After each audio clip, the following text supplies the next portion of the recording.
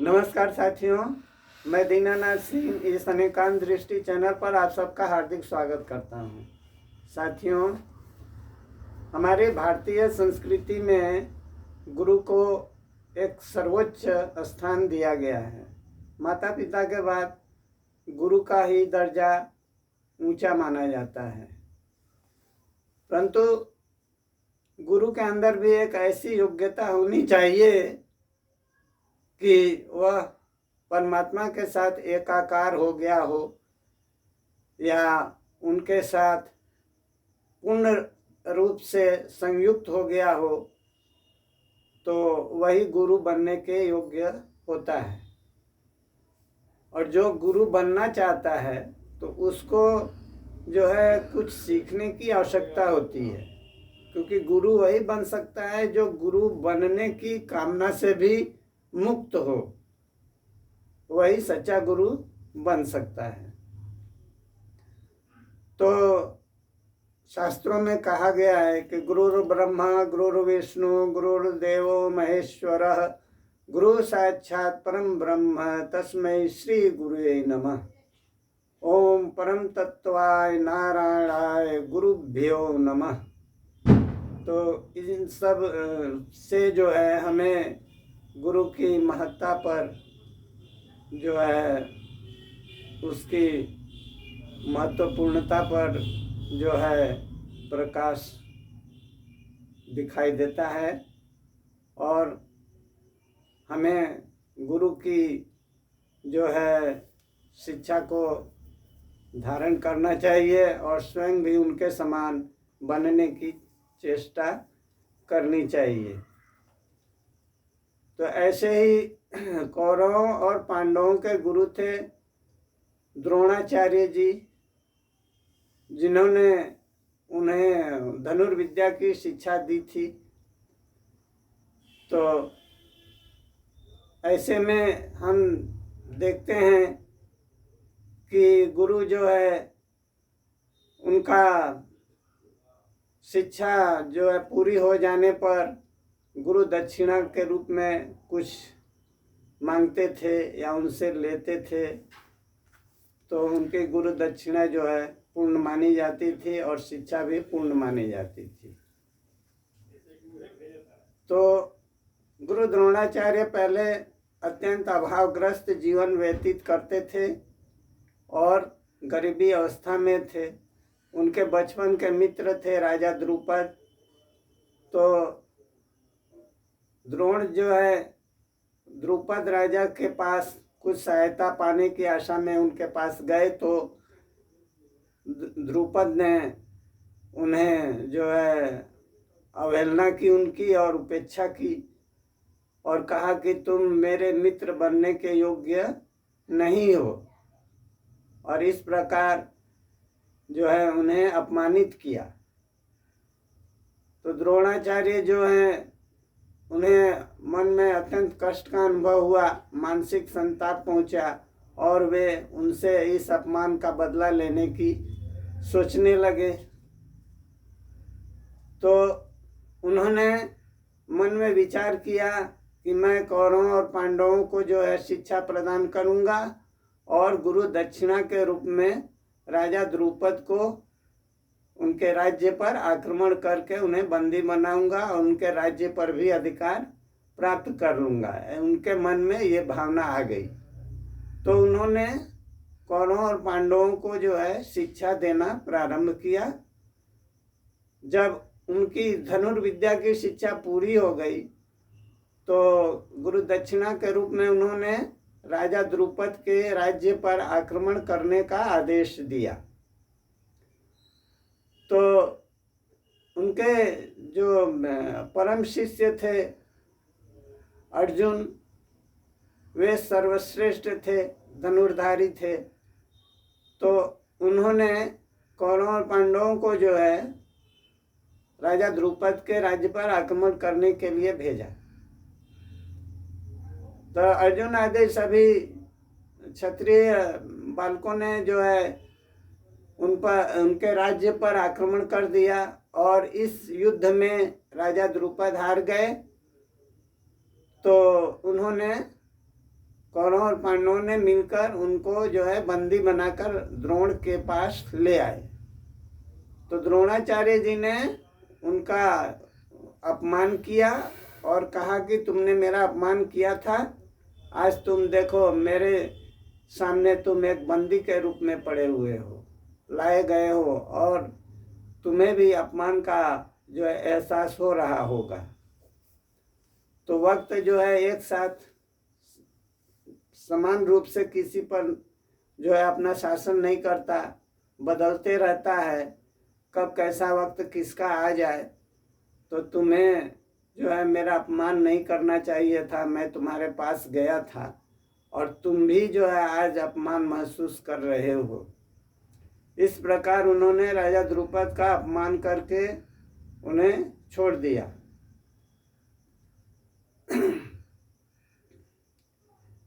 तो द्रोणाचार्य के अंदर वे तो गुरु थे, किंतु गुरु में यह बदले लेने की भावना नहीं होनी चाहिए, प्रतिशोध की भावना नहीं होना चाहिए, क्योंकि गुरु वही है जो हृदय से कोमल स्वभाव का हो और प्रतिशोध की भावना न रखता हो।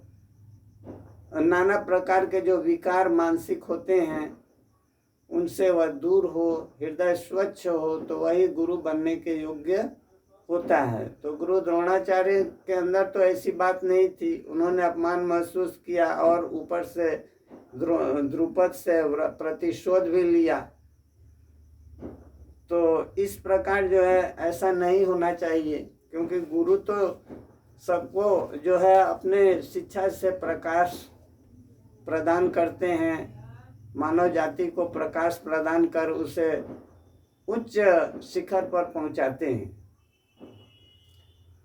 तो उनके पास कर्ण और एकलव्य भी शिक्षा प्राप्त करने के लिए गए थे, तो उन्होंने कर्ण को शिक्षा नहीं प्रदान की। गुरु द्रोणाचार्य ने कहा कि तुम तो सुत पुत्र हो, मैं केवल क्षत्रियों को ही जो है धनुर्विद्या की शिक्षा देता हूँ, मैं तुम्हें शिक्षा प्रदान नहीं कर सकता।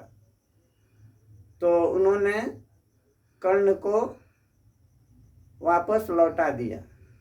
इसी प्रकार नीच जाति का होने से एकलव्य को भी उन्होंने शिक्षा प्रदान नहीं की, कहा कि तुम अत्यंत नीच जाति के हो, मैं तो केवल क्षत्रियों को ही शिक्षा प्रदान करता हूँ, अतः मैं तुम्हें शिक्षा धनुर्विद्या की शिक्षा प्रदान करने में असमर्थ हूँ। तो एकलव्य को भी उन्होंने लौटा दिया। तो कहने का तात्पर्य यह है कि शिक्षा का क्षेत्र तो सबके लिए समान रूप से होना चाहिए। सबको शिक्षा पर जो है उसे प्राप्त करने का अधिकार है। तो गुरु को ऐसा नहीं होना चाहिए कि वह किसी को शिक्षा प्रदान न करे जाति के भेदभाव पर, तो ऐसा नहीं होना चाहिए। तो एकलव्य जो है निराश नहीं हुआ, वह वन में गया, जंगल में जाकर गुरु द्रोणाचार्य की मिट्टी की प्रतिमा बनाकर उनके सामने जो है धनुर्विद्या का अभ्यास करने लगा। अभ्यास करते करते वह इस विद्या में अत्यंत निपुण हो गया और उनको जो है एकलव्य जो था वह उस मिट्टी की प्रतिमा को गुरु मानकर अपनी शिक्षा को पूरी कर लिया। तो एक दिन गुरु द्रोणाचार्य पांडवों के साथ वन में जा रहे थे। संयोग से यह वही वन था जिसमें एकलव्य अपना अभ्यास कर रहा था। तो पांडवों के साथ एक कुत्ता भी जा रहा था। तो ऐसा एकलव्य को जो है धनुर्विद्या की अभ्यास करते देख वह कुत्ता भूखना शुरू कर देता है। तो जोर जोर भूखने के कारण एकलव्य को अपने अभ्यास में बाधा की महसूस हुई, कठिनाई हो रही थी। तो उसने कुछ वाण उसके मुंह को बंद करने के लिए छोड़े कि उसका मुंह बंद हो जाए, तो भूखना बंद हो जाएगा, तो मैं अपना अभ्यास सुचारू रूप से कर लूँगा। तो एकलव्य ने कुछ ऐसे बाण चलाए, इस ढंग से चलाए कि वे बाण कुत्ते के मुंह में जाकर भर गए, परंतु उसे कोई चोट न पहुंची, केवल उसका भूखना बंद हो गया और रक्त की एक बूंद भी न गिरी। तो उसे जब द्रोणाचार्य ने देखा तो उसके इस अभ्यास पर वे चकित हो गए कि यह कैसा योग्य धनुर्धर है कि ऐसा बाण मारा कि कुत्ते का मुंह बंद हो गया, परंतु रक्त की एक बूंद भी उसके मुंह से न निकली, कोई चोट न पहुंची। तो उन्होंने अर्जुन को पहले संसार का सर्वश्रेष्ठ धनुर्धर होने का वरदान दिया था। तो यह विद्या तो उन्होंने अर्जुन को कभी सिखाई न थी। तो उन्होंने सोचा कि एकलव्य जो है, यह व्यक्ति, यह बालक तो अर्जुन से भी श्रेष्ठ लग रहा है, तो मेरा दिया हुआ वरदान तो मिथ्या साबित हो जाएगा। तो वे तो कुटिल स्वभाव के थे, तो उन्होंने एकलव्य के पास जाकर उसके गुरु का परिचय पूछा कि तुम्हारे गुरु कौन हैं।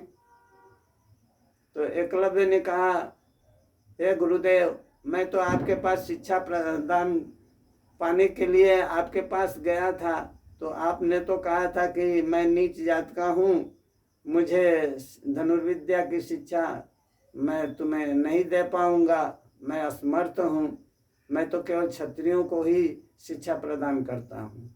तो मैं वापस लौट आया, परंतु आपकी मिट्टी की प्रतिमा बनाकर मैं उसके सामने जो है अपना अभ्यास जारी रखा, और इस प्रकार मैं अभ्यास करते करते मैं निपुण हो गया हूँ इस विद्या में।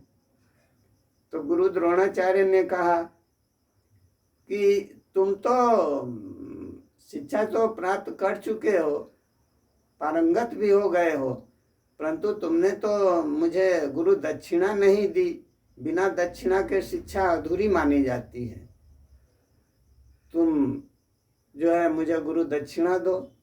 तो एकलव्य ने कहा कि हे गुरुदेव, आप गुरु दक्षिणा के रूप में मुझसे क्या लेना चाहते हैं, आप आदेश करें, मैं उसे प्रदान करूंगा। तो द्रोणाचार्य ने कहा कि उनके मन में तो कपट था पहले से ही कि यह तो मेरे वरदान को जो मैंने अर्जुन को दिया है उसे मिथ्या कर देगा। तो उन्होंने कहा कि देखो, तुम अपने दाहिने हाथ का अंगूठा मुझे गुरु दक्षिणा के रूप में दे दो।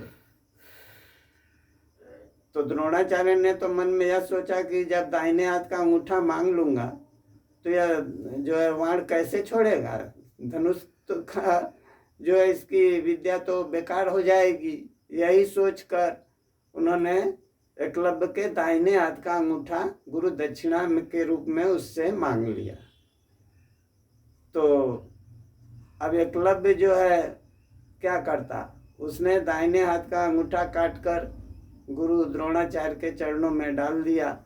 हे गुरुदेव, मैं आपको यह गुरु दक्षिणा दे रहा हूँ, इसे आप स्वीकार करें। तो कहने का मतलब यह है कि किसी भी गुरु को इस तरह कुटिलता नहीं करनी चाहिए, मन में कपट नहीं रखना चाहिए। आखिर एकलव्य ने जब दाहिने हाथ का अंगूठा काट दिया तो वह किस प्रकार उस धनुर्विद्या का उपयोग कर सकेगा। तो यह जो है अर्जुन के वरदान को सत्य साबित करने के लिए उन्होंने ऐसा किया कि न दाहिने हाथ का अंगूठा रहेगा, न वह बाण छोड़ पाएगा धनुष के द्वारा। तो इस प्रकार उन्होंने एकलव्य के साथ घोर अन्याय किया। ऐसा उन्हें नहीं करना चाहिए था। तो जिस अर्जुन को वह बहुत सर्वोच्च श्रेष्ठ धनुर्धर मानते थे, तो उनके ही पुत्र को मारने के लिए महाभारत के युद्ध में जो है चक्रव्यूह की रचना की थी, और उसी चक्रव्यूह में अर्जुन के पुत्र अभिमन्यु को 7 महारथियों ने घेर कर मार डाला था। तो उसमें द्रोणाचार्य भी तो थे। द्रोणाचार्य जो है अर्जुन को जब इतना परम प्रिय मानते थे, तो उनके मन में यह विचार कभी नहीं आया कि मैं अर्जुन के पुत्र अभिमन्यु को जो है 7 महारथियों मिलकर उनको अभिमन्यु को मार दिया हूँ, तो इसका घोर पाप हम लोगों को भोगना पड़ेगा। जरा भी इस तरह की भावना उनके मन में नहीं आई कि अर्जुन का ही पुत्र है, हम लोग 7 महारथी मिलकर इसे मार रहे हैं, ऐसा हमें नहीं करना चाहिए। उन्हें जरा भी उसके ऊपर सहानुभूति या दया की भावना नहीं आई। तो इसी प्रकार जब द्रौपदी का वस्त्र हरण हो रहा था, तब भी जो है उस सभा में भीष्म पितामह द्रोणाचार्य तो थे ही, और कर्ण थे, और सभी सभासद वहाँ उपस्थित थे। दुशासन, दुर्योधन वगैरह सभी थे। तो द्रोणाचार्य एक बार भी यह नहीं सोचा कि द्रौपदी जो है अर्जुन की पत्नी है, मुझे उसकी रक्षा करनी चाहिए, इस वस्त्र हरण का जो है विरोध करना चाहिए। किंतु ऐसा वे न कर सके। वे चाहते तो अवश्य ही इस घटना को रोक सकते थे, लेकिन उन्होंने ऐसा नहीं किया। तो अब गीता में भगवान कृष्ण ने एक बार अर्जुन से कहा था कि तुम मेरे द्वारा इन योद्धाओं को पहले से ही, जिन्हें मैं मार चुका हूँ, उन्हें तुम मारो और विजयश्री प्राप्त करो। ये सभी योद्धा तो मुझसे जो है मारे जा चुके हैं, पहले से ही मैंने इन्हें मार डाला है।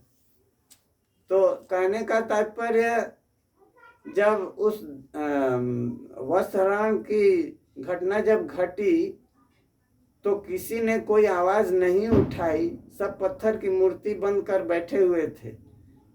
तो इससे पता चलता है कि भगवान कृष्ण ने उन्हें अवश्य मार डाला था, पहले से ही उनके विवेक को नष्ट कर दिया था। इसीलिए उन्होंने गीता में कहा है कि ये सभी योद्धा तो, शूरवीर तो मेरे द्वारा पहले से ही मारे जा चुके हैं, अब तू इन्हें फिर से मारो। तो उनकी जो माया शक्ति थी, उनमें उनका उपयोग कर भगवान कृष्ण ने उनकी विवेक शक्ति को नष्ट कर दिया था। इसीलिए उस सभा में द्रौपदी के वस्त्र हरण का जो है किसी ने विरोध नहीं किया था। तो कहने का मतलब, हमें इस प्रकार के कपटी गुरु से दूर रहना चाहिए, जो है कि अपने वचन का पालन करवाने के लिए तोड़ मरोड़ कर घटनाओं को प्रस्तुत करते हैं। ऐसा नहीं होना चाहिए। इससे गुरु की महत्ता पर प्रश्न चिन्ह लग जाता है, और हमें इस प्रकार के गुरु से जो है बचना चाहिए। गुरु का तो जो है प्रकाश का स्तंभ है, जो जीवन के हर क्षेत्र में अपने शिष्यों को प्रकाश प्रदान करते हैं, ज्ञान का प्रकाश देकर उसे उच्चता के शिखर पर पहुंचाते हैं। परंतु गुरु द्रोणाचार्य ने ऐसा नहीं किया। अब जब भी गुरु दक्षिणा की बात आएगी, तो यह घटना जो है अचानक ही जनमानस के मानसिक पटल पर उभरेगी, और गुरु द्रोणाचार्य को जो है अपना कुटिल स्वभाव के लिए उनका जो है माने उनकी निंदा करेंगे। लोग कहेंगे कि यह गुरु कैसा था कि एकलव्य के दाहिने हाथ का अंगूठा ही मांग लिया, जिससे कि उसकी सारी धनुर्विद्या व्यर्थ साबित हो गई। तो गुरु को ऐसा नहीं होना चाहिए। सच्चा गुरु तो वही है जो परमात्मा के साथ एकाकार हो गया हो, और जो परमात्मा के साथ एकाकार हो गया हो तो वह उसका हृदय अत्यंत पवित्र हो जाता है, मानसिक विकार नष्ट हो जाते हैं और परम तत्व को जानकर वह अपने शिष्यों को भी शक्तिपात के द्वारा अपने जैसा ही बना लेते हैं। तो इस प्रकार हमें गुरु की जो है सर्वश्रेष्ठता की कसौटी माननी चाहिए, और इसी कसौटी पर हमें गुरु को जो है उनका परिचय पाना चाहिए, और शिष्य को भी है ऐसा होना चाहिए कि वह गुरु के चरणों में लीन होकर अपनी शिक्षा का मार्ग प्रशस्त करे। तो जो है ऐसे इस तरह हम देखते हैं कि शिष्य और गुरु परंपरा जो है चलती रहती है, पीढ़ी दर पीढ़ी यह शिक्षा आगे बढ़ती रहती है। तो हमें गुरु के चरणों में प्रणाम कर उनसे शिक्षा ग्रहण करना चाहिए, और गुरु को भी चाहिए कि वह अपने शिष्यों को जो है प्रकाश प्रदान करे ज्ञान का, ताकि उसका जीवन सर्वोच्च शिखर पर उठे और वह भी परमात्मा की प्राप्ति कर सके। तो इस तरह जो है हम देखते हैं कि गुरु का महत्व हमारी भारतीय संस्कृति में सर्वोपरि है। तो हमें सर्वदा ही गुरु का सम्मान करना चाहिए, आदर करना चाहिए, और हमें अपने शिक्षा पर जो है गुरु के चरणों में रत रहकर अपनी शिक्षा को जो है आगे बढ़ाना चाहिए। इस प्रकार हमें गुरु की सम्मान की, उनके स्वाभिमान की रक्षा करनी चाहिए, और स्वयं भी आगे बढ़ते रहना चाहिए, ताकि हम अपने पुत्रों को, अपने पुत्रियों को जो है शिक्षा प्रदान करें और जीवन में उन्हें आगे बढ़ने की प्रेरणा देते रहें। इस प्रकार हम जो है अपने इस वक्तव्य को पूर्ण मानते हैं कि गुरु का जो है प्रकाश हमें प्रकाशित करेगा, हमारे जीवन को आनंदित करेगा और परमात्मा के साथ एकाकार होने में हमारी मदद करेगा, और हम योग युक्त होकर गुरु के चरणों में जो है प्रणाम निवेदन करते हैं। इस प्रकार हम अपने वक्तव्य को विराम देते हैं, और आप सभी को बहुत बहुत धन्यवाद करता हूँ।